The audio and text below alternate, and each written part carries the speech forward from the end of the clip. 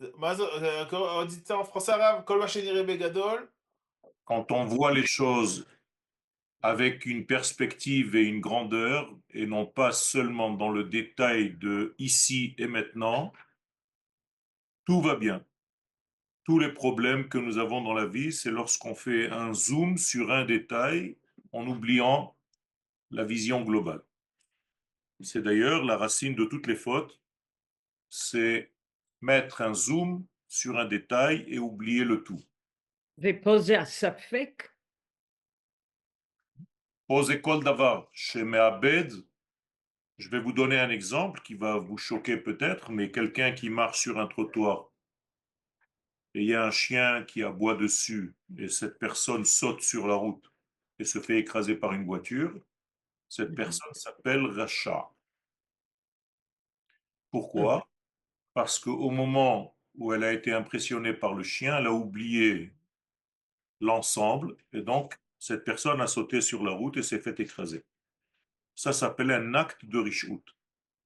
Donc, Mhm. l'acte de Rishut, c'est pas ce que vous pensez, c'est pas être méchant dans le sens de ne pas faire quelque chose, c'est tout simplement perdre à un moment donné la vision globale.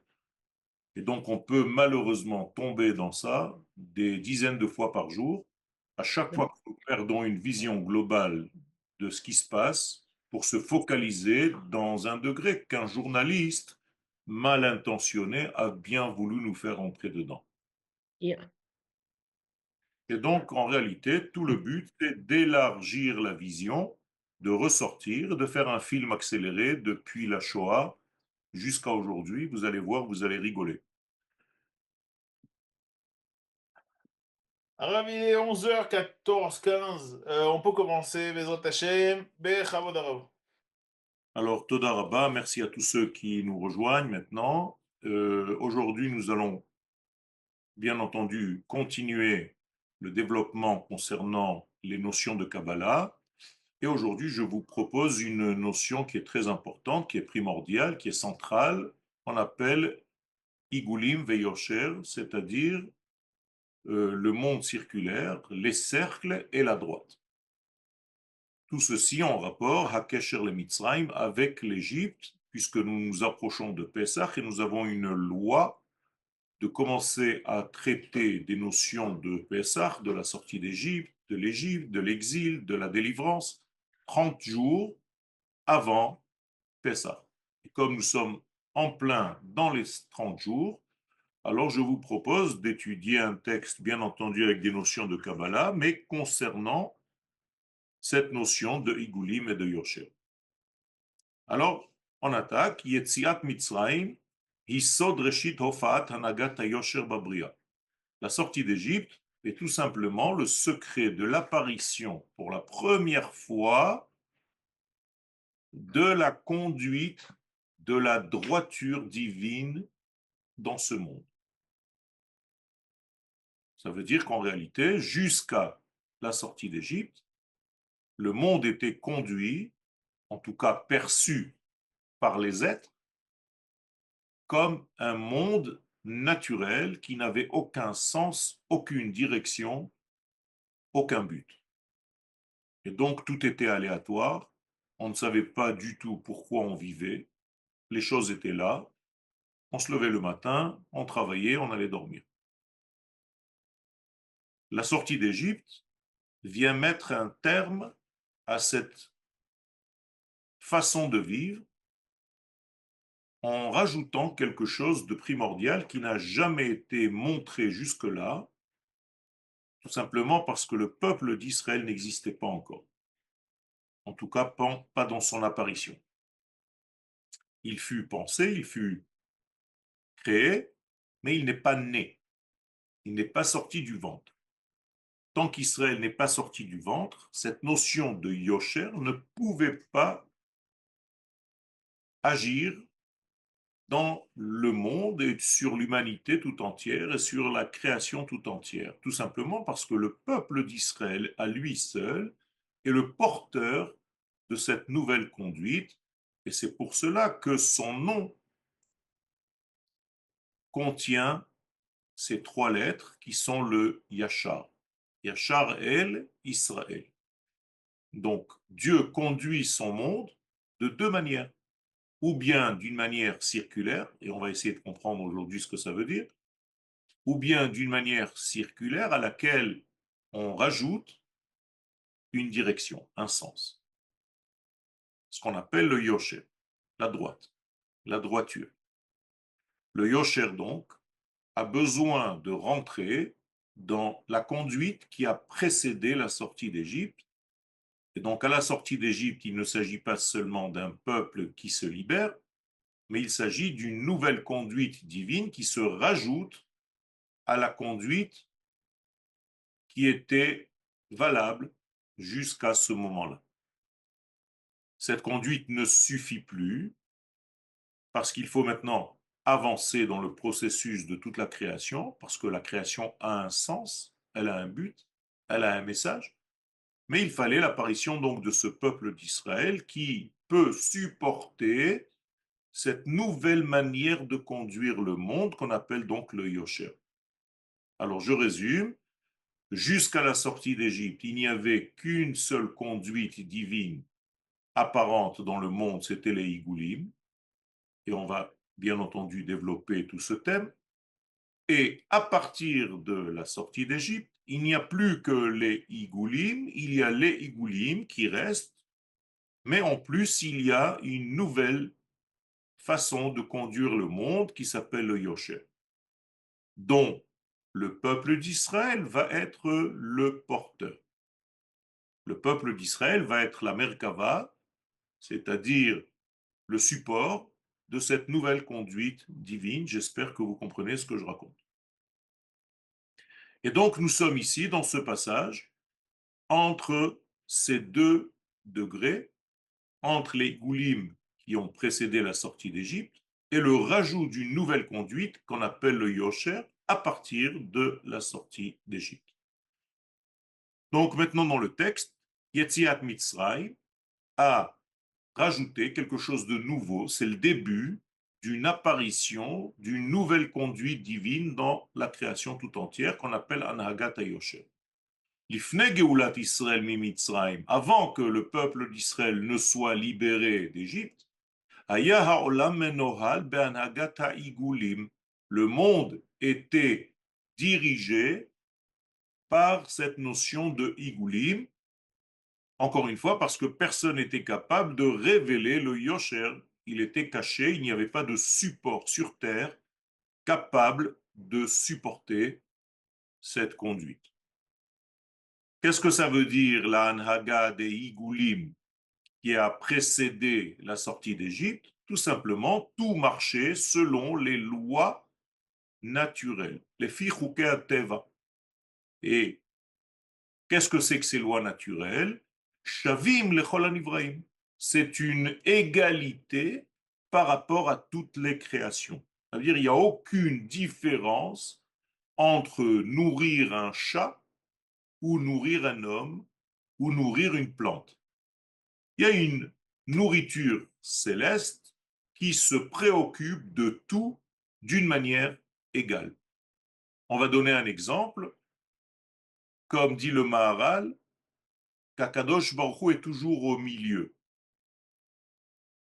Donc si vous devez prendre un milieu et vous mettez un cercle autour, donc il y a un point central et un cercle autour. Vous voyez bien que toutes les parties du cercle sont à égale distance du point central. Qu'est-ce que cela veut dire? Ça veut dire, je viens de vous donner une façon, une écriture, un dessin géométrique, mais maintenant vous comprenez que la conduite divine était égale par rapport à toute la création qui était autour, c'est-à-dire à tout ce cercle de la vie. Car la vie est un grand cercle, et donc tout était nourri, comme vous le dites, nous le disons tous, dans Birkat Amazon, Baruch Ata Hashem Hazan et Hakol. Voilà. Il nourrit le tout sans aucune différence. Ça, c'est une conduite qui est, j'allais dire, primitive, primordiale, premier degré, sans tenir compte de la grandeur, de la petitesse, de l'intelligence, de la création en question. Un petit exemple pour bien comprendre ce que je suis en train de raconter. Un enfant qui vient de naître, les parents ne lui posent pas la question à savoir s'il est intelligent, s'il mérite, s'il a fait les choses nécessaires pour recevoir sa nourriture et pour qu'on lui change ses couches. Les parents s'occupent de lui naturellement, tout simplement, sans qu'il mérite, sans qu'il ait le besoin de mériter quoi que ce soit. Ça s'appelle une conduite de Igoulim. Et donc, c'est une conduite primitive, première, primordiale. Elle a pour qualité de ne pas être perdu, on s'occupe de toi malgré tes actions. Ça veut dire que tu peux faire les pires bêtises du monde, ça ne change rien, on va te nourrir, on va te faire grandir parce que tu fais partie de la création. Quelque part, c'est assez agréable. C'est-à-dire, on ne te demande pas du tout de changer, ni mentalement, ni psychiquement, ni au niveau de tes vertus, ni au niveau de tes paroles, ni au niveau de tes actions. Tu sais qu'il y a un papa, une maman qui te nourrissent. Le problème, c'est lorsque tu continues de vivre de cette manière-là, même quand tu deviens adulte. Et là, il y a un grand problème. Le monde, on va le considérer comme un bébé. Jusqu'à la sortie d'Égypte, il était à ce stade-là où Dieu s'occupe et se préoccupe de lui d'une manière égale. C'est-à-dire que Dieu nourrit l'ensemble de toute la création. À partir de la sortie d'Égypte, les règles vont changer. Parce qu'il y a l'apparition d'un nouveau peuple qui va porter avec lui une nouvelle notion, c'est-à-dire la droiture. Avec les mêmes exemples que j'ai utilisés tout à l'heure, à partir de maintenant, on ne va plus nourrir le monde d'une manière égale, comme un point central avec le cercle tout autour. On va aussi faire attention à la valeur de celui qui va recevoir. Si l'être en question se conduit bien, il aura plus. S'il se conduit mal, il aura moins. Là, il y a une notion de mesure, donc de droiture, donc d'équité, donc de justice et de justesse.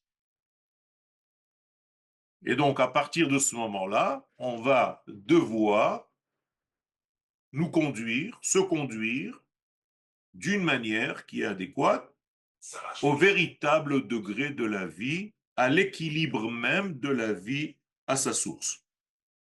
Et non plus seulement au niveau circulaire, comme c'était le cas jusqu'à présent. Ce porteur de nouveaux degrés est Israël, en tant que peuple. Comprenez bien maintenant la colère de toute la création contre Israël. Jusqu'à maintenant, nous étions tranquilles, on était nourris malgré nous, peu importe nos actions, peu importe nos pensées, peu importe nos paroles, on continue notre vie. À partir de maintenant, il y a une nouvelle notion qui s'introduit dans l'humanité tout entière, c'est Israël. Voici qu'apparaît un nouvel enfant qui va changer la structure de ce monde et maintenant on va mesurer, on va lever la barre et les critères vont changer. Donc Israël va devenir la mesure de l'équité. Et le monde sera jugé par rapport à la mesure de l'équité que le peuple d'Israël va montrer à l'univers et au monde tout entier. Donc Israël va devenir le barème de référence par rapport à ce que l'homme devrait devenir, devrait être. Et s'il est moins que cela, eh bien il aura moins. Et s'il est à ce niveau-là, eh bien il aura plus. Ça énerve tout le monde, puisque le barème a changé. Et donc, il y a maintenant une apparition, et c'est ça la sortie d'Égypte. Donc, sortir d'Égypte, c'est pas seulement quitter un pays, mais quitter une notion établie jusqu'alors. Donc, l'Égypte, d'après ce que je viens d'expliquer, équivaut à la conduite première, primitive, du cercle. Et c'est pas par hasard que le prophète Jérémie, au chapitre 46, va appeler l'Égypte la ronde, la circulaire. Egla Yefeifia. Egla de la racine igoul, c'est-à-dire le cercle. Voici comment est considérée l'Égypte. Vous voyez que le prophète, qui est en réalité la parole divine qui sort de sa bouche, vient nous donner une indication incroyable que l'Égypte est un monde circulaire. Qui dit monde circulaire dit nature. Alors en français, on n'entend pas le cercle dans le mot nature, mais en hébreu, oui. Teva, la nature, ce sont les mêmes lettres que tabaat, la bague, le cercle. Et donc, le cercle, c'est la nature. Donc la nature tout entière est circulaire. Donc il n'y a pas de ligne droite dans la nature. Il n'y a pas de sens droit dans la nature. Ça n'existe pas. Et donc il va falloir faire introduire une nouvelle forme de vie dans le monde qui jusqu'alors était circulaire. Cette nouvelle formule, cette nouvelle forme de vie va s'appeler Israël, donc Yachar El, la droiture qui vient de Dieu sous la forme d'un peuple. J'espère que je ne vous ai pas largué. Ça veut dire que depuis la sortie d'Égypte, un peuple apparaît dans l'univers de la création tout entière qui est porteur maintenant de la droiture divine, alors que jusqu'à maintenant, tout était circulaire. On peut dire dès lors que le peuple d'Israël est le souvenir actif de la droiture divine sur terre. Nous sommes la mémoire de la droiture divine. Et donc, si Akadosh Baruch Hu veut donner un barème quelconque, il est obligé, entre guillemets, parce qu'il l'a décidé ainsi, il s'est obligé lui-même de passer par Israël. Donc Akadosh Baruch Hu ne fait rien dans le monde, il n'intervient pas dans le monde, si ce n'est que par le vêtement qui s'appelle le peuple d'Israël. Donc tous les agissements de Dieu passent par le peuple d'Israël. Donc si vous voyez par exemple que le peuple d'Israël revient sur sa terre, comme c'est le cas aujourd'hui, eh bien ça veut dire que c'est Dieu qui est en train de s'installer dans notre monde.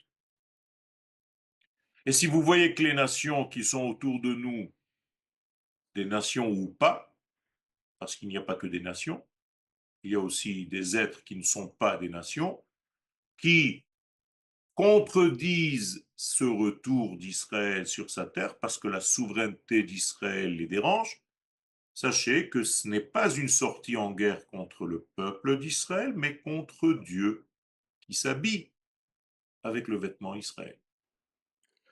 Moralité, toutes les guerres d'Israël et la guerre dans laquelle nous sommes aujourd'hui, c'est une guerre divine, habillée par le peuple. Donc le peuple d'Israël est porteur de tout ce que Dieu fait dans l'univers. Ah, je posais une question. Vous avez dit que chacun reçoit selon son niveau. Mais Edom, etc., ils reçoivent indépendamment de leur niveau, c'est-à-dire indépendamment de leur niveau moral. Non, à partir du moment où Israël est sur terre, les critères, c'est Israël. Donc selon la valeur d'Israël, on va juger à quelle distance tu es d'Israël ou pas. Et ce n'est Ok. pas seulement chez les nations du monde, c'est chez nous aussi, en tant qu'individu. C'est-à-dire que toi, Zacharie, tu seras mesuré par rapport à ce que le peuple d'Israël doit être. Et il est dans sa source. Et donc, on va te mesurer par rapport à ta nation. Tu n'es pas mesuré par rapport à ton identité individuelle, mais par rapport aux actions que tu fais qui appartiennent à la nation d'Israël. Je te rappelle que toutes les mitzvot que nous faisons, que toute la Torah que nous étudions, que tout ce que nous faisons dans ce monde, c'est parce que c'est le peuple d'Israël qui a reçu ça. Et donc, ma façon de mettre les tefilines aujourd'hui, elle est plus ou moins proche de ce que la nation d'Israël a reçu au mont Sinaï. Et si je suis proche, eh bien, j'atteins un degré de fidélité. Et chas v'shalom, la personne qui s'éloigne, eh bien, elle perd en fidélité par rapport à sa nation. Extérieurement, les nations du monde, la même chose. Tous les critères, on va juger maintenant les nations selon Israël. Et d'ailleurs, on le dit dans la descente en Égypte, Yatsev Gvulot Amim, quelles sont les mesures et les frontières des nations, Mispar Bene Israël. C'est selon les mesures que le peuple d'Israël a reçues. Donc nous sommes 70 quand on descend en Égypte, correspondant aux 70 nations. Donc nous allons devenir maintenant l'exemple, la mesure étalon du monde entier, puisque nous allons sortir d'Égypte et nous allons devenir en réalité le représentant de l'humanité. Et donc tout va être mesuré par rapport à Israël. Mais quand on Si parle de... tu es proche d'Israël, tu recevras la bracha. Si tu t'es loin d'Israël, ou tu sors en guerre contre Israël, ou tu négliges tout ce qu'Israël a à donner au monde, eh bien, chas v'shalom, tu reçois l'inverse, tu vas recevoir des coups jusqu'à disparaître. L'exemple le plus premier, c'est l'Égypte elle-même. L'Égypte qui ne veut pas admettre qu'Israël ait justement cette mesure étalon, et elle va dire non seulement ce n'est pas Israël, mais c'est moi, en parlant d'elle-même, eh bien, Dieu va tuer tous les premiers-nés égyptiens. Pourquoi? Parce que Paro disait, c'est moi le premier-né. C'est nous, l'aîné de toute la création. Ok, pas de souci. Tu veux jouer à l'aîné, on va te mesurer à Israël. Étant donné que tu es très loin du véritable aîné, tu vas tuer, tu vas mourir, parce que la lumière qui va descendre en toi est trop forte. Donc tu ne peux pas jouer à l'aîné, mais tu dois respecter la place d'Israël au sein des nations du monde et faire tout pour aider Israël à développer son cheminement. Parce que les nations du monde n'ont pas reçu les mitzvot, mais elles doivent ressentir et aider Israël à aboutir, parce que le messianisme et le Beth Amikdash et tout ce qui s'ensuit n'est pas que pour Israël, c'est pour les nations du monde. Donc aujourd'hui, toutes les nations qui aident Israël vont être porteuses d'une bénédiction. Toutes les nations du monde qui contredisent Israël et qui sont contre Israël vont payer très cher. Paro, le roi d'Égypte,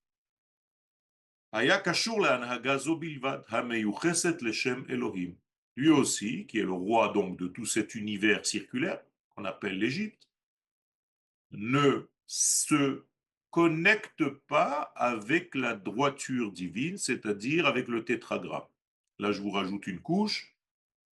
Le tétragramme, le Yudke Vavke, c'est la conduite du Yosher, qui correspond donc au peuple d'Israël. S'il n'y a pas de Yosher, il n'y a qu'un seul autre nom, c'est Elohim. Il n'y a pas le Yudke Vavke. Donc, Paro reconnaissait le nom Elohim, mais refutait le nom Yudke Vavke, à tel point qu'il le dit lui-même, Lo yadati et Yudke Vavke, je ne connais pas, je ne me connecte pas à ce nom-là, donc je n'ai pas la conscience de la nouvelle conduite que toi, Moshe et Aaron, vous venez me donner.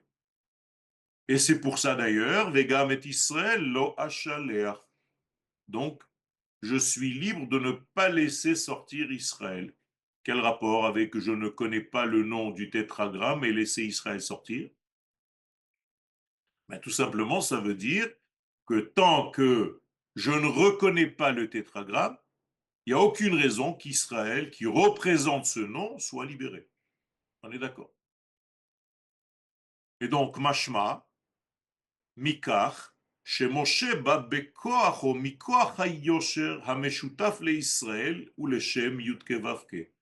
Donc, au nom de qui Moshe vient pour demander la libération d'Israël? Bien, au nom de ce Dieu-là, le tétragramme, qui est en point commun avec cette notion Israël, et les deux, quelque part, sont en Égypte.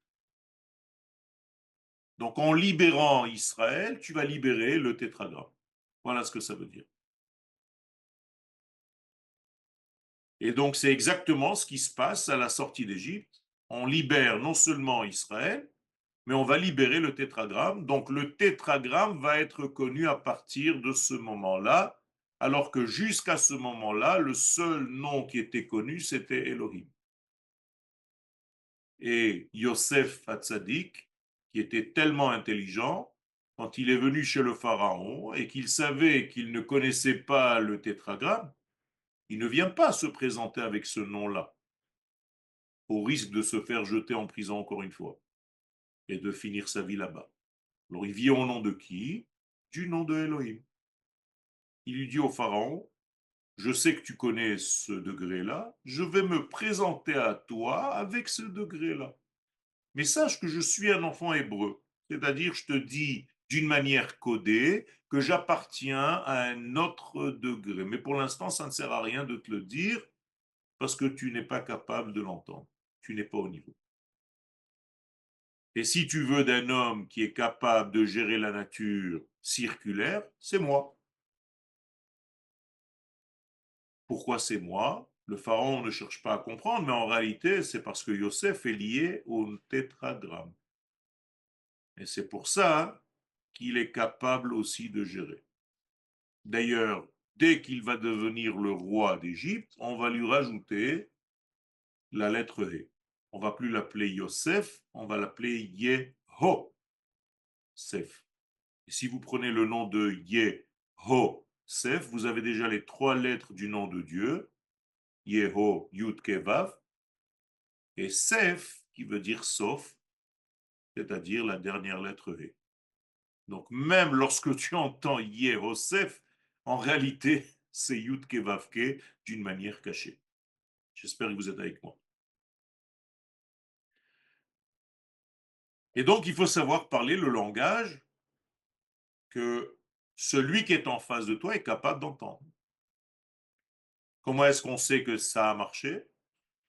Ben, tout simplement, à la fin, quand on est sorti d'Égypte, que Paro va presque se noyer dans la mer, il va dire Michamocha Baelim Yudkevavke. Donc il reconnaît. Qui est comme toi? Ce n'est pas une question, c'est rhétorique. Je commence à comprendre qu'il n'y a pas de Elohim déconnecté de Yudke Vavke. Autrement dit, Paro a dit, sans le dire, mais je vous le dis maintenant, Adonai hu ha-Elohim. En od milevado. C'est comme s'il avait dit, maintenant je comprends que le tétragramme, c'est lui qui est à l'intérieur et qui fait vivre le Elohim. Alors que moi, le pharaon, je pensais jusqu'à maintenant que c'était Elohim, valeur numérique, la nature, qui dirigeait le tout. Si vous pensez que la nature, c'est celle qui dirige le monde et qu'il n'y a pas Dieu derrière, eh bien, vous êtes aussi au niveau de ce petit pharaon. Donc, tous les gens qui ne croient pas en l'existence de ce Dieu omniprésent, omnipotent qui dirige la nature, en réalité sont des petits pharaons, même aujourd'hui. D'accord? Et tout le travail, c'est de redécouvrir le tétragramme qui se cache à l'intérieur. comme dit le verset, Vaïdaber Elohim El Moshe, Vayomer Elav, Ani Adonai. C'est-à-dire, je me présente à toi dans un vêtement de nature, mais sache qu'à l'intérieur se cache mon nom secret. C'est celui qui fait vivre le gant. C'est-à-dire que Elohim n'est qu'un gant. À l'intérieur se trouve une main et c'est le divin. Donc, Moshe va venir avec ce double degré. Tout ce double degré, il n'est pas loin de tout ce qu'on a dit jusqu'à maintenant. Je vous rappelle le début du cours. Le monde circulaire, donc, c'est Elohim, c'est l'Égypte, qui s'appelle donc le veau, Egla, au féminin. Et la conduite de la droiture, qui va commencer à se rajouter à la conduite circulaire, c'est le tétragramme. Pourquoi je dis se rajouter et non pas remplacer? Parce que la conduite circulaire reste, même après l'intervention de la conduite droite. Donc je vous viens de vous le répéter, Adonai hu ha-Elohim. Il n'est pas question de quitter l'ordre naturel et les lois naturelles pour rejoindre le tétragramme, pas du tout. Notre but, Israël, c'est de montrer qu'à l'intérieur de Elohim, c'est-à-dire à l'intérieur du système circulaire, se cache le système de la droiture divine, le tétragramme. Vous êtes avec moi? Donc le but, c'est de ne pas quitter la nature, de vivre selon le monde de la nature, de faire tes efforts en tant qu'homme, que femme, qu'être humain, mais tout en sachant qu'à l'intérieur de tout ton système se cache le tétragramme. Et si tu sais faire ce travail-là, eh bien, tout dans ta vie va être dirigé par cette droiture divine intérieure. Je vais vous donner un exemple de quelqu'un qui ne s'occupe que de Elohim. C'est-à-dire que c'est ce qu'il connaît. Ben, c'est tout simplement un homme ou une femme ou un animal ou autre chose qui ne gère sa vie que par rapport à la nature. Et dans la nature, parmi la nature, il y a un degré, son propre cerveau rationnel. Vous commencez à comprendre? Ça veut dire que si toute ta vie n'est dirigée que par ta pensée rationnelle, tu auras toujours peur de prendre une décision parce que c'est l'introduction du nom de Yudke Vavke à l'intérieur. Donc tu vas rester tout le temps coincé dans ton rationnel, c'est-à-dire dans les lois circulaires de ta vie.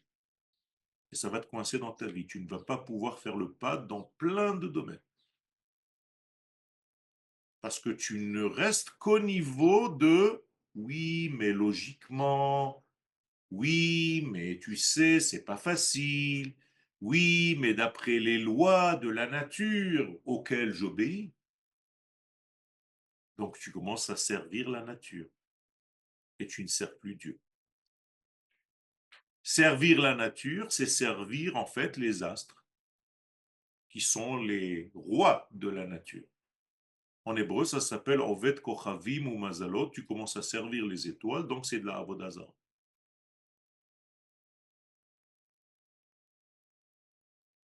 Moralité, tu es coincé en Égypte sous différentes formes, même si tu n'es pas physiquement dans le pays qui s'appelle Égypte. Tu es dans une mentalité tellement cérébrale, apparemment cohérente à ton petit système logique rationnel humain, que tu es incapable de dépasser comme le pharaon et de voir l'infini qui gère le tout. Donc lorsqu'il y a une décision divine, notamment donnée dans la Torah, toi tu préféreras faire ce que ton cerveau à toi te dit de faire. On n'est pas très loin de la faute du premier homme, qui a consommé l'arbre de la connaissance, de sa connaissance, au lieu de consommer l'arbre de la vie, c'est-à-dire de l'infini, béni soit-il. Et donc, conséquence, maintenant je vous rends responsable, je nous rends responsables de nos vies. Vegam et Israël lo hachaleach. Cette conclusion n'est pas seulement une conclusion pharaonique. Je ne libère pas Israël. Tu comprends que toi, Claude, toi, Sophie, toi, Evelyne, toi, Or, toi, Anne, toi, Richard, en réalité, vous ne laissez pas sortir l'Israël qui est en vous. C'est pas le Pharaon qui n'a pas laissé sortir Israël. Chas v'shalom, la personne peut tomber dans un degré où c'est elle-même qui ne laisse pas le degré qui s'appelle Israël, qui est en elle, à l'intérieur de cette personne, de se libérer, donc de sortir au grand jour. Donc il provoque aussi l'impossibilité à l'infini, qui a besoin de ce support justement qu'on appelle Israël, de se révéler. Vous êtes avec moi? C'est un système très vicieux qui te coince dans un petit cercle qui s'appelle Égypte, et tu ne peux pas te libérer de ce système-là, et donc tu ne libères pas le degré Israël qui est en toi. Tout ça, c'est inscrit dans une seule phrase. Je ne me connecte pas, dit le Pharaon, avec le nom du tétragramme, donc je ne libère pas Israël. Et je vous ai posé tout à l'heure quel rapport. Mais oui, ça va ensemble. Tant que tu ne te connectes pas avec Yutke Vavke, Lo Yada'ati et Hashem, alors Vegam et Israël lo hachaleach. Il est impossible que tu lâches Israël. Israël qui est en toi. Israël qui est en nous. Rabotaï, ça va très loin.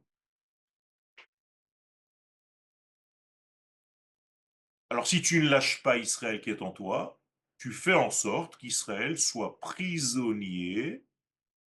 Imaginez-vous que c'est un diamant, une force de vie qui est à l'intérieur de chacun d'entre nous. Cette force, elle est prisonnière à l'intérieur d'un système circulaire, donc naturel, donc cartésien, qui s'appelle l'Égypte. Combien de pourcentage arrive à sortir de ce système de prison? 20%. C'est ce qui s'est passé en Égypte.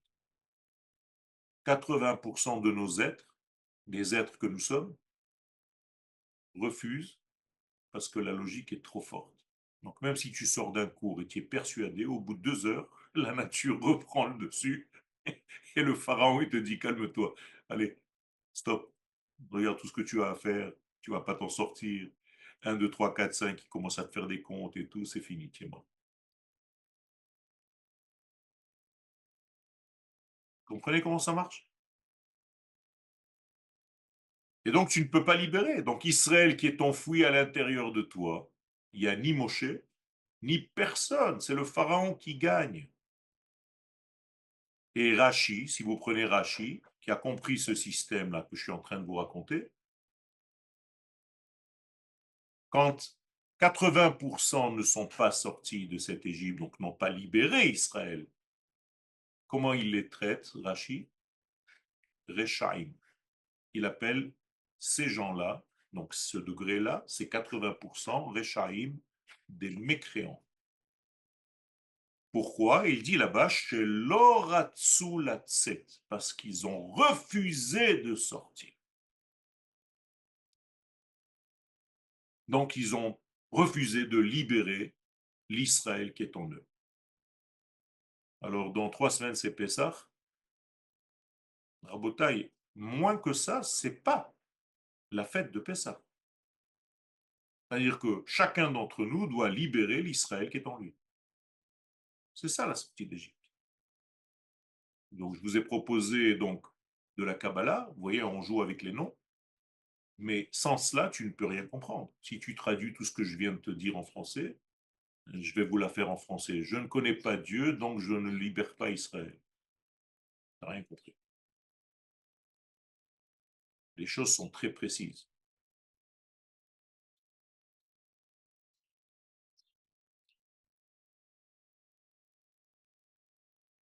Donc Israël, c'est le seul porteur de cette conduite de la droiture. Donc tu vas grandir. Donc pour grandir, il faut que tu découvres le Israël qui est caché à l'intérieur de toi. D'ailleurs, ce n'est pas la première fois dans l'histoire. Qui c'est qui l'a fait au niveau individuel? Jacob. Jacob, il a fait bien avant que tous ses descendants soient en Égypte. Lui aussi, il n'était que circulaire. Donc, on l'appelle Yaakov. Que veut dire le mot Yaakov en hébreu? Circulaire. Et lorsqu'il se bat avec l'ange en question, il devient Israël. Donc, qu'est-ce qu'il vient de faire? Il a libéré l'Israël qui est en lui. Vous voyez, c'est pas une fois dans l'histoire, ça se répète. Moralité, nous sommes toujours dans un combat qui est censé libérer le Israël qui est en nous. Aujourd'hui aussi, nous étions dans une torpeur, même en terre d'Israël, même dans l'État d'Israël, il y a 1 an et demi, 2 ans, et il y a encore certains têtus qui sont encore agrippés à ce système de la logique qui, en fait, repousse le nom de Dieu, donc l'au-delà, l'infini. Donc, ils traitent tous ceux qui sont liés de méchichistes, de gens allumés, perchés, peu importe. Et en réalité, ce sont des personnes qui refusent la conduite divine. Donc elles se battent pour ne pas libérer Israël. Alors nous sommes sortis en guerre. Ça fait 1 an et demi que nous sommes en guerre. Voilà, tout à l'heure, on a été réveillé à 7 heures du matin encore par des tirs de gens avec lesquels on n'a aucun lien. Et ils nous tirent du Yémen, les Houthis. Vous appelez les outils ou les outils de travail, je ne sais pas comment vous les appelez en France. Mais nous, c'est comme ça. C'est-à-dire, il y a deux qui se battent et on attaque toujours Israël. On ne sait pas pourquoi, mais c'est comme ça. Les États-Unis sont en train de les massacrer et eux, ils attaquent Israël. Mais tout ça pourquoi? Pour nous montrer que c'est Israël qu'il faut libérer. Donc, cette guerre nous permet de reprendre conscience de notre identité qui a été un tout petit peu mise de côté. Pas perdue, chas v'shalom, mais mise de côté. Et là, aujourd'hui, je peux vous demander à tous quel est votre sentiment aujourd'hui par rapport à 1 an et demi en arrière? Vous êtes beaucoup plus proche de votre identité Israël que vous ne l'étiez il y a 1 an et demi. Donc vous avez réussi quelque part à découvrir, à redécouvrir, à reprendre contact avec le Israël qui est à l'intérieur. Maintenant, ça ne suffit pas, il faut le sortir et il va vous indiquer la direction dans tous les sens du terme, que ce soit au niveau géographique, que ce soit au niveau psychique, psychosomatique, et que ce soit au niveau temporel. Et donc Israël, c'est la seule Merkava, le seul porteur, le seul véhicule pour la conduite de cette droiture divine qui était une nouveauté dans le monde. Donc ceux qui avaient peur de ça ont préféré rester en Égypte, donc 80%. 20% ont dit non, on veut passer à un stade supérieur dans notre vie. C'est pas possible que le monde n'ait pas de direction, n'ait pas un sens. Je suis pas venu ici juste pour travailler, gagner ma vie et manger et dormir. Il y a autre chose. Et avec qui a continué cette histoire? Avec ceux qui sont sortis d'Égypte, qui sont arrivés en terre d'Israël. Et là, aujourd'hui, nous sommes en majorité sur notre terre et on est en train de libérer le nom de Dieu au vu et au su de toutes les nations du monde. C'est ça qu'on est en train de faire. C'est avec beaucoup de difficultés, parce qu'il y a beaucoup, beaucoup de contradictions, mais on y arrive. Et de plus en plus, comme c'est exponentiel et que c'est lui qui gère tout ça, donc on a toutes les chances de gagner. Et les autres qui sont contre ce système divin ont toutes les chances de perdre. C'est évident. On est dans l'équipe du gagnant. Et donc cette conduite-là, il faut surtout ne pas avoir peur, parce qu'on y est en plein, vient compléter en réalité toute la conduite, encore une fois, je répète, pas changer, pas remplacer, mais compléter le monde circulaire. C'est-à-dire qu'on n'est pas là pour annuler la logique humaine, on n'est pas là pour étouffer notre cerveau cartésien, pas du tout. Alors à quoi sert-il? Eh bien, il sert à disséquer, à comprendre le divin qui est en nous. C'est tout. Donc mets-le en deuxième position. D'abord la vie, donc d'abord Dieu, le tétragramme, et en deuxième lieu, commence à comprendre, étudie. Ça, c'est ton cerveau cartésien. Mais si tu le mets en premier, tu n'as pas quoi étudier. Et donc tu te perds dans des notions que tu vas t'inventer toi-même, avec des lois que tu vas t'inventer toi-même, qui n'ont aucun rapport ni avec la morale réelle, ni avec la forme réelle, ni la formule réelle qui respecte l'ordre de ce monde. Donc Israël maintenant, sorti d'Égypte, va donner, je parle de vous, hein, de nous, et en même temps historique, va commencer à donner un sens à ta vie, un sens à l'histoire, un but à toute ton histoire. Quel plaisir d'avoir un but, de savoir où tu vas, pas te lever le matin et attendre que ça se passe. Là, le peuple d'Israël, en réalité, c'est un rajout d'optimisme à toute la création. Il n'y avait pas d'optimisme, puisque le monde tournait en rond, puisqu'il était circulaire. Il n'avait pas de sens, il n'avait pas de direction, il tournait en rond. Vous croyez que l'expression tourner en rond vient de quoi? Ben, c'est exactement ça. Tu mords ta queue. Tu tournes autour de ton système, donc tu ne peux pas évoluer, tu ne peux pas avancer. Alors maintenant, faites dans votre esprit un petit dessin. Imaginez-vous un cercle qui traverse le point central du cercle. Donc le cercle reste un cercle, mais là, il y a une direction. Donc ça devient une spirale. Donc le monde n'est plus un disque plat comme il l'était jusqu'à la sortie d'Égypte, il devient spirale. Et la spirale, elle aspire à quelque chose. Elle va, elle monte, elle a un sens, elle a une direction, tout en respectant le cercle. Regardez, on n'a rien annulé, mais c'est un cercle qui avance. Donc je suis pas là pour annuler toute la nature, ni les plaisirs, ni les nations du monde, ni rien du tout.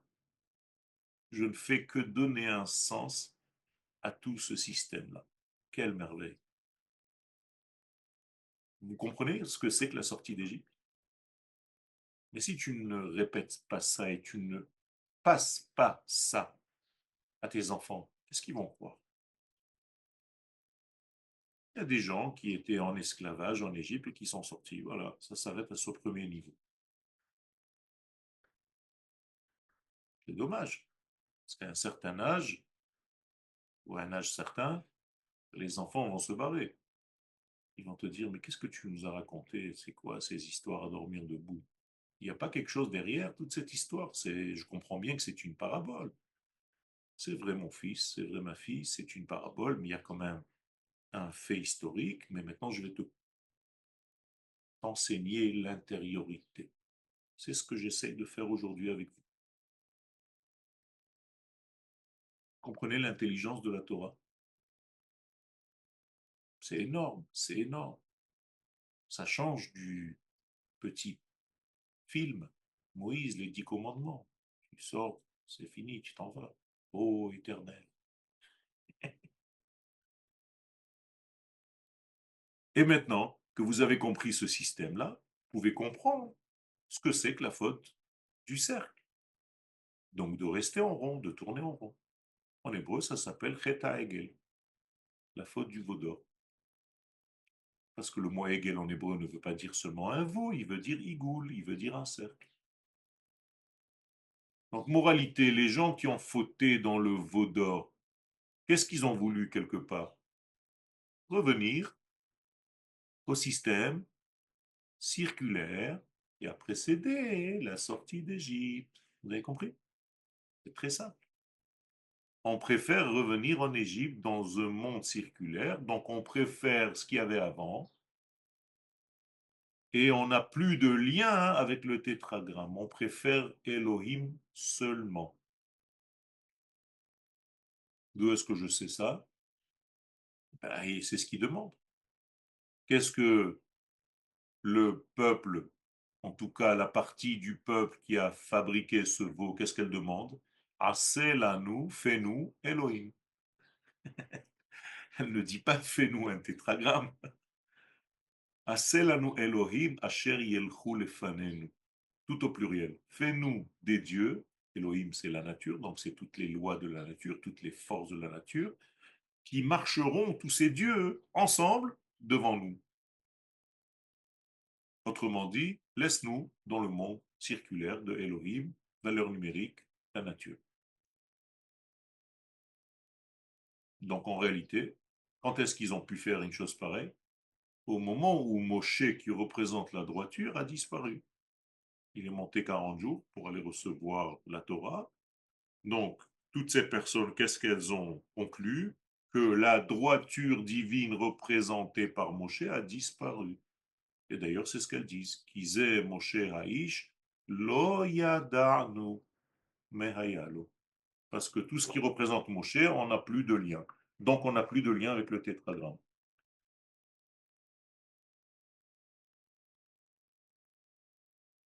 Voilà, mes chers amis. Je pense que c'est important de comprendre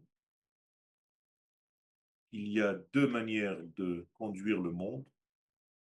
Première manière primitive mais normale, comme un bébé qui vient de naître, tu le nourris, tu ne lui demandes pas d'aller à l'université pour lui donner son biberon. Deuxième étape, tu fais intervenir quand même l'éducation pour lui donner un sens, qu'il ait un sens à sa vie. Et donc ça s'appelle dans la Kabbalah Igulim Veyoshem. J'essaie de faire à niveau humain ces notions qui sont très très profondes dans la Kabbalah. J'espère qu'Akadosh Baruch Hu m'a aidé à vous faire passer ce message. Si vous avez des questions, c'est le moment. Merci beaucoup, Rav. Alors, je vais passer un petit peu sur les questions qu'il y a sur le chat avant de laisser les gens poser des questions en live. Alors, la première, ça serait cela ne contredit-il pas les notions de Racha Betovlo et Tzadik Veralo? La notion de Yachar qui dit qu'on est rétribué selon ce qu'on fait. Tout à fait, et c'est pour ça que Moshe Rabbeinu a eu des difficultés. C'est ce qu'il demande à Dieu quand il lui dit montre-moi ta conduite. Je n'arrive pas à comprendre comment on peut voir, en tout cas dans la vision extérieure, quelqu'un qui est mal et qui lui arrive des choses bien, et quelqu'un qui est bien à qui il arrive des choses mauvaises. Ça, c'est parce que c'est un autre cours où il faut comprendre comment ça se cache à l'intérieur de l'être, et nous ne savons pas très bien comment définir le bien et le mal, et c'est pourquoi ça nous paraît de cette manière-là tordu et pas équitable, alors que ça l'est, car Dieu est l'équité même. Ok, on dira à David de programmer ce cours. Une remarque de Evelyne Garibaldi, les nations sont contre Dieu à travers Israël parce qu'ils sont dans une illusion de toute puissance, donc un manque de maturité. Tout à fait, c'est infantile, mais elles sont au plafond de leur infantilité. Mais elles n'ont Ouais. pas le nom de Yudke Vavke qui, lui, n'est véhiculé que par le respect d'Israël. Donc aujourd'hui, si par exemple, je prends un exemple, Donald Trump a une réussite dans ce qu'il fait, c'est parce qu'il a un respect pour le tétragramme représenté par le peuple d'Israël. Le jour où ça s'arrête, Chas v'shalom, eh bien, ça part en cacahuète. Question de Fabienne Benoliel. Bonjour Rav, j'entends trop de jeunes couples juifs qui ont de belles situations en France et qui décident de ne pas monter en Eretz pour cette raison. Ils prient pourtant 3 fois par jour, ont mis Hachem dans leur vie, mais ils renoncent à libérer Israël qui est en eux. Comment est-ce possible? Comment les aider à se connecter à leur essence? Je vous signale que tous ceux qui étaient en Égypte, eux aussi, ils étaient très religieux et ils ont préféré rester dans leur communauté en mangeant kasher avec la cacheroute d'Alexandrie ou de je ne sais pas quoi, et avec les yeshivot qu'il y avait en Égypte. En Égypte, il y avait des yeshivot, ils étaient dans un pays de Goshen où tout était parfait. Donc c'est très difficile de quitter ce confort-là pour venir se battre en Israël, parce qu'il s'agit de venir se battre. Et donc ça fait peur.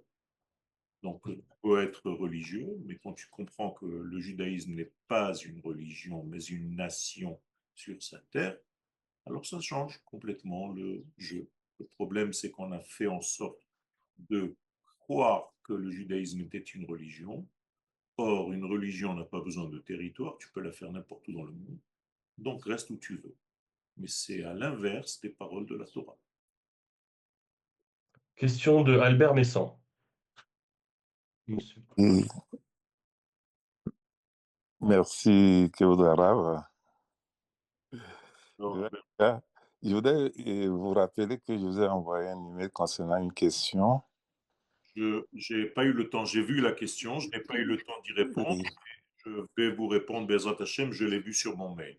Bezat Hashem.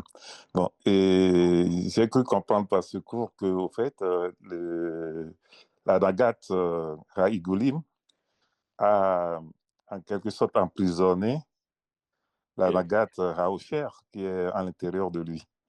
Et la sortie d'Égypte, c'est la libération du Yosher. tout à fait. Mais j'ai eu une lecture dans les Sefer Osarot Rahim qui dit que, au fait, à la création, après le Timsum, dans le Osher est apparu Adat Kadmon. C'est-à-dire qu'on a l'Adat Kadmon dans le Osher, et c'est ça qui va refléter dans la Anagat Igoulim qu'il appelle le Nefesh. Il y aura aussi la même représentation d'Adam Kadmon dans les Igoulim, quoi. Alors, dans tout ce qui est Igoulim et Yosher, il y a toujours, dans tous les mondes, il y a Igoulim Mhm. et Yosher. Le Yosher est Voilà. le plus élevé, c'est ce qu'on Mhm. appelle le pouvoir, c'est le souffle, et les Igoulim, c'est le Nefesh, c'est la partie basse. Donc, D'accord. il faut savoir en réalité à chaque fois retrouver la première phase du dévoilement, alors que le Yosher est avant les Igoulim. C'est ça. L'apparition des choses, c'est les Igoulim qui apparaissent avant le Yosher. OK. Et le Yosher existe, mais il n'est pas apparent. Il est à l'intérieur des Igoulim, et vous, ce que vous voyez, c'est les Igoulim, c'est l'enveloppe. C'est Donc, ça. il faut libérer le Yosher pour que les deux, en réalité, déploient leurs ailes. Oui, donc, tout notre travail, c'est-à-dire à la création, d'abord, c'est le Osher, mais après le Osher, il intègre le Igoulim. Mais tout notre travail, c'est de révéler le Gil qui est à l'intérieur de nous, qui est le Osher, qui est à l'intérieur de nous. C'est ça l'Israël. Le vrai travail d'Israël, c'est Yachar El, c'est découvrir le Yosher et l'enseigner aux nations du monde. D'accord. Question de Daniel. Bonjour Rav et Shavua Tov. Watov, Ma question, vous dites que Yaakov est en rapport avec le rond, le et goul. Alors, je n'ai pas compris à quel niveau. Yaakov, Akov en hébreu, veut dire quelque chose qui tourne, qui est courbe. Ok. D'accord. Comme dans la prophétie Vehaya He'akov le Mish. Tout ce qui est circulaire va rejoindre la droiture. Donc le mot Yaakov, c'est quelque chose qui est circulaire et qui va découvrir Israël. Et je vous rappelle que même après l'avoir appelé Israël, on n'a pas perdu Yaakov. Encore une fois, les deux ensemble. Très bien, merci beaucoup Rav. Question de Caroline. Shalom. Bon, Caroline n'est pas là. Ah, Alors, ça va baisser la main. Si, ça y est, excusez-moi. Pardon.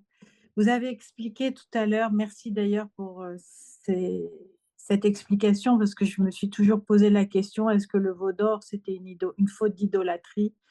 Et là, vous avez donné un ridouche en ce qui me concerne, c'est-à-dire que le peuple voulait revenir au système circulaire. Et alors, j'ai une question là-dessus. Pourquoi Aaron, il a finalement participé et a aidé à la fabrication du veau d'or?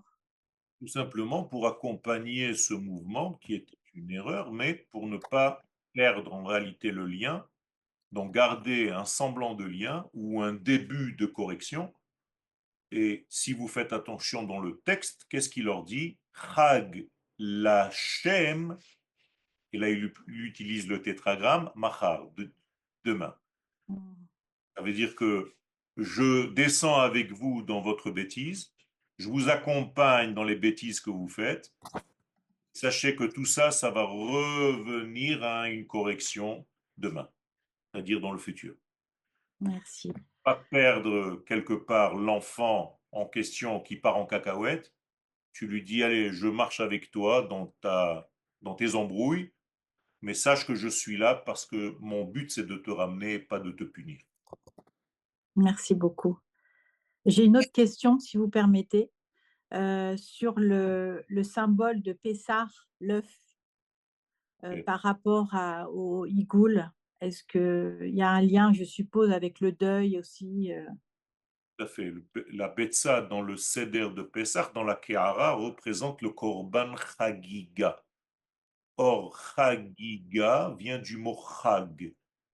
Chag, en hébreu, veut dire un compas, c'est-à-dire une forme circulaire. Donc, encore une fois, on reste dans la nature, justement pour faire le Korban Chagiga, c'est-à-dire manger de la viande, être heureux et tout ça. Et en même temps, on a découvert la droiture, c'est-à-dire Dieu ne nous demande pas de se mortifier, de quitter la nature, mais d'avoir un plaisir dans ce monde tout en gardant la connexion avec l'infini. Merci beaucoup. Alors, je donne la parole à Zachary qui a des problèmes avec son levage de main, manifestement. Pour Zacharie, Shalom Arav. Et j'ai une question par rapport à ce qu'on a dit tout à l'heure sur la sortie d'Égypte personnelle euh, par rapport à l'Aïchtadlout. C'est-à-dire ça met en question l'Aïchtadlout. C'est mettre en premier le divin, mais où s'arrête, et c'est peut-être une question très, très large, mais dans ce cas-là, l'Aïchtadlout qui, elle, vient avec le cerveau humain. ben oui, mais tu la mets en deuxième position, c'est-à-dire tu écoutes la voix de Dieu qui te dit de sortir d'Égypte, donc c'est ce qu'ont fait les 20%, et après, ils peuvent recommencer à râler, entre guillemets. Comment on va manger, comment on va faire, j'ai bien voulu sortir, maintenant faites-nous des sandwichs. Où est-ce qu'il y a de l'eau? Où est-ce qu'il y a des trucs? Donc en réalité, c'est exactement ça. Question de Richard Ben Saïd. Oui, bonjour, merci. Alors, c'est juste trois, quatre petites réflexions rapides. La première, pour répondre à Caroline Sidbon, je crois, l'œuf, c'est bien sûr le cercle fermé que l'on consomme pour le deuil, mais c'est surtout aussi le germe de vie. C'est-à-dire qu'on a la mort et la vie en même temps qui sont signifiés par l'œuf. Le cercle, La nature. oui, le cercle, c'est une droite qui se referme sur elle-même et qui devient. Alors, simplement, la droite est infinie, le cercle, lui, n'est pas infini. Donc, enfin, ce sont des notions de logique classique que l'on peut introduire pour illustrer tout ce que nous avons vu. Et puis, puis alors, il y a autre chose qui est intéressant. Et Zacharie m'a gentiment taquiné en me disant, bien, viens nous faire une conférence, pas du tout. Sur le plan cosmique, il n'y a pas de ligne droite. Il n'y a que ce qu'on appelle des géodésiques. Autrement dit, tout est courbe. On l'a dit tout à l'heure. Ah, On l'a dit tout à l'heure. On a dit pardon. qu'il n'y a pas de ligne droite ni de droiture dans la nature. Donc, Alors, excusez-moi, j'ai dû être inattentif à ce moment-là. vous avez zappé ce passage-là et j'ai dit donc que le seul rappel de la droiture dans ce monde, c'est Israël. On va Est-ce prendre qu'on pourrait avoir un cours sur le veau d'or parce que c'est très compliqué? Tout à fait. Bezrat Hashem, il faut une Merci. conférence. Bezrat Hashem. on va prendre une question de Hannah. Oui, je n'ai pas compris votre réponse quand vous avez expliqué, vous avez dit que le yosher, c'est le souffle, c'est-à-dire roi, et les igoulim, c'est quoi? Nefesh. Ah, c'est nefesh, ok, c'est tout. Merci. Merci à vous. Toda Rabba. Vous avez encore le temps pour une question, Ram? Une question, allez. Alors, une question de Félicia.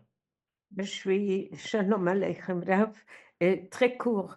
Je crois que vous m'avez fait bien comprendre qu'une spirale, c'est une droite. Tout à fait. C'est Toda. une droite qui est à l'intérieur, qui garde et qui respecte la nature, mais qui donne un sens à la nature. Nachon.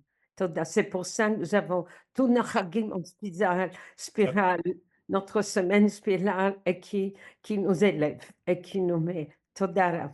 Toda. Merci à vous, Toda Rabba, une bonne semaine, de bonnes nouvelles, et Bezrat Hashem, une Geoula Shlema bientôt. Amen. תודה רבה. Au revoir, תודה Ram. Merci. רבה. Désolé, Jonathan, il m'a coupé Ah, l'archive. Toda.